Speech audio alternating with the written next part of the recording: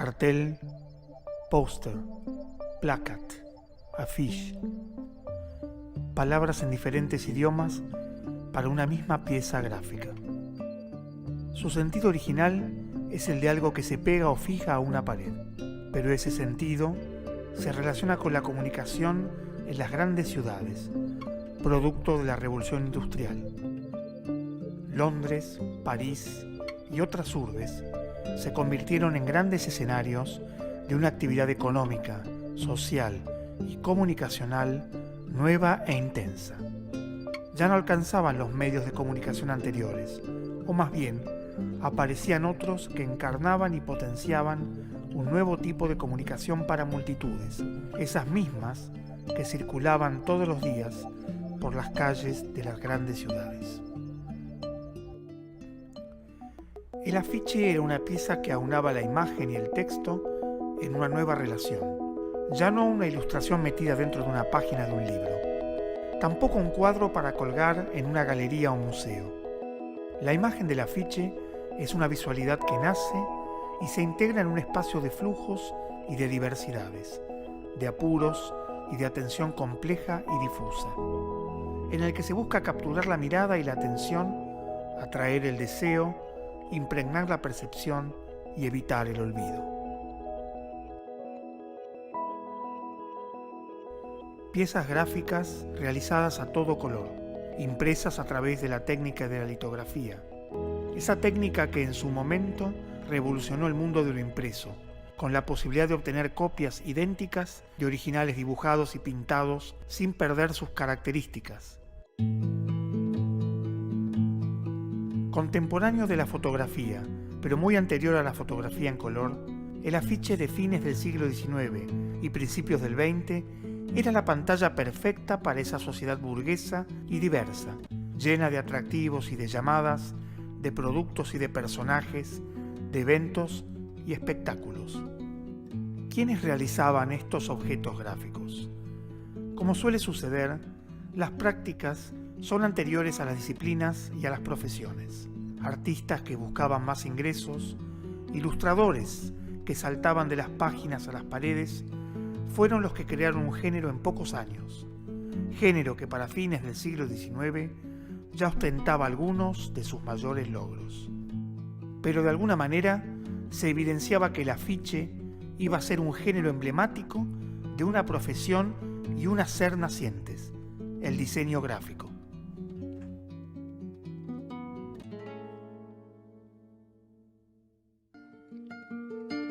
Los afiches publicitaban distintas cosas: espectáculos artísticos, personajes del teatro, el cabaret o el circo. También productos muy variados, desde bicicletas a lociones, desde alimentos a coches. El afiche fue un medio muy eficaz para comunicar un producto como el Fernet Branca. Su capacidad cromática, los casi ilimitados recursos gráficos que la técnica de la litografía permitía, lo hacían muy apto para construir la imagen y el sentido de este producto. Aparecen entonces imágenes que son verdaderas escenas alegóricas. ¿Qué es una alegoría? Se trata de una narrativa y también una imagen o escena que tienen significados evidentes, los que se observan a simple vista, como representación de hechos o seres, y otros que están como codificados, en una clave particular, que adjudica un significado específico a un rasgo, a un color, a una postura, a un elemento. Las alegorías se siguen usando hoy en día, en campos tan diversos como la política, la literatura, la pintura, la fotografía y otros tantos.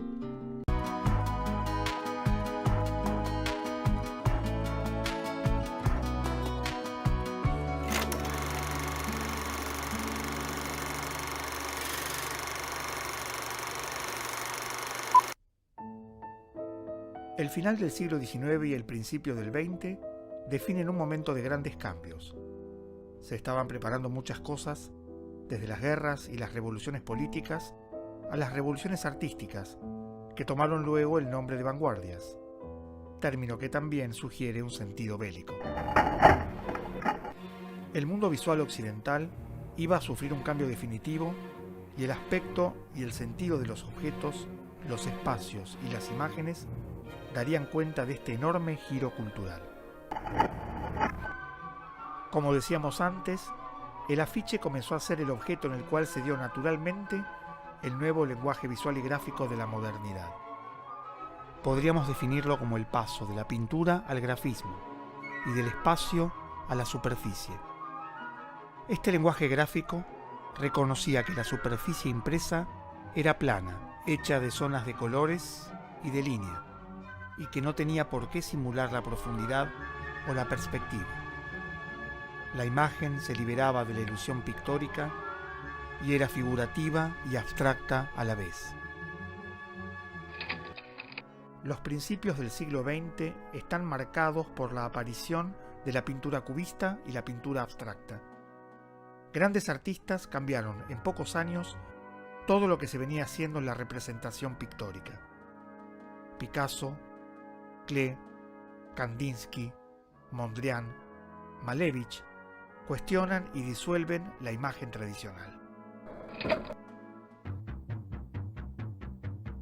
Mientras tanto, Marinetti y los futuristas italianos ponen en crisis a la tipografía y la palabra impresa.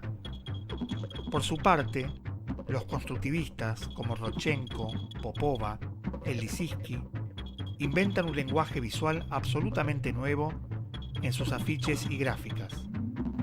Acompañan así las enormes reformas y cambios culturales de la Revolución Rusa. Bauhaus, la escuela de arte y diseño que funda Walter Gropius en 1919 y que prolonga su trayectoria hasta 1933, es el escenario culminante de las experiencias gráficas, tipográficas y visuales que cambiaron nuestra manera de mirar y hacer la comunicación para siempre. Herbert Bayer, Jan Schichold, Laszlo Moholy-Nagy entienden que la fotografía es la nueva imagen moderna. Junto con la tipografía y una nueva manera de componer el espacio gráfico, aparece un tipo de afiche experimental, dinámico y asimétrico. Los fotomontajes del Dada y John Herzfeld desarman y rearman la imagen del mundo y ponen en juego la crítica política y cultural más ácida y fuerte. Los cambios producidos por la Segunda Guerra Mundial son enormes en todos los aspectos de la cultura, incluidos el mundo artístico y visual. Es en Estados Unidos donde se comienza a gestar una nueva concepción de la comunicación, sobre todo en el campo de la publicidad. Entre los años 50 y 60 aparecen campañas que ya son leyenda, como la del escarabajo de Volkswagen, a cargo de la agencia DDB, liderada por Bill Bernbach, y su famoso slogan Think Small. Más allá de sus logros comerciales, se trata de una nueva manera de plantear las relaciones entre la imagen y la palabra, entre lo que se espera y lo que se ofrece como mensaje.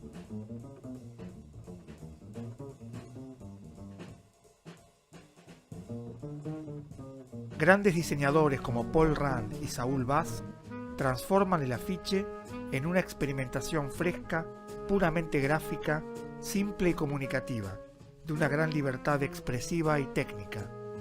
Sus ideas estéticas siguen influyendo hoy en día. Prueba de esto son los revivals de su estilo y modo de encarar el mensaje visual. Los 60, por otro lado, son una época de cambios acelerados en todos los órdenes: política, música, arte, tecnología, cultura. Los movimientos beat y la cultura psicodélica ponen en escena paisajes increíbles en lo formal y lo cromático, liberando fuerzas creativas a una gran escala. Los afiches de las bandas que fundaron el rock y el pop, junto con sus emblemas y símbolos, inauguran lenguajes gráficos inéditos. Las imágenes se adueñan de los deseos de la sociedad y representan mejor que nada las aspiraciones de toda una época. La aparición de la computadora personal en los 80s y su desarrollo en los 90s revoluciona la producción visual y gráfica. Por primera vez, se podía visualizar en una pantalla el proceso de creación de una pieza gráfica y la tipografía se convertía en una sustancia digital, accesible y al alcance del ojo. El diseñador se adueña del proceso de concepción y visualización a través de un medio cada vez más poderoso, que va a transformar para siempre las reglas de lo visual. A partir de este momento, todo se vuelve posible. El universo de lo digital es una matriz que permite todos los lenguajes visuales, tanto los analógicos tradicionales, como el dibujo, la fotografía, el collage, como aquellos que son producto del software. Lo importante es la posibilidad de combinar técnicas materiales y virtuales para generar nuevas maneras de relación entre las imágenes y las palabras. En nuestra época, los afiches se convierten en piezas de experimentación visual, en los que se ponen a punto los nuevos lenguajes. Podemos decir que en la era de la comunicación de fines del siglo XX y principios del XXI, el afiche cumple una función distinta a la que le dio sentido en sus inicios. Ya no se trata de un canal de información para multitudes, sino de un gesto de complicidad, de reflexión y de afirmación artística y cultural en un mundo cada vez más fluido y cambiante en sus intercambios de información.